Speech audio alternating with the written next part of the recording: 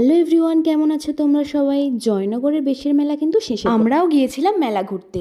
আর আজ ছিল মায়ের অন্নপূর্ণা। আর এই বেশের দিন কিন্তু মাকে সবাই চাল আলু দিয়ে পুজো দেয়। আর মেলা মানেই কিন্তু প্রচুর দোকানপাট বসে।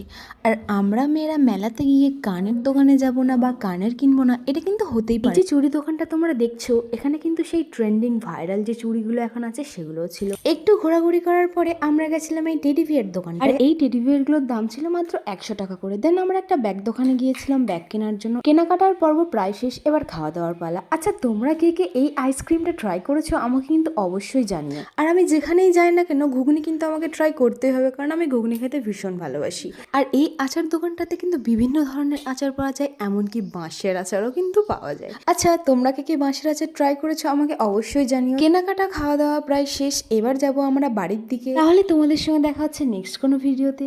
ভালো থেকে সবাই, টাটা।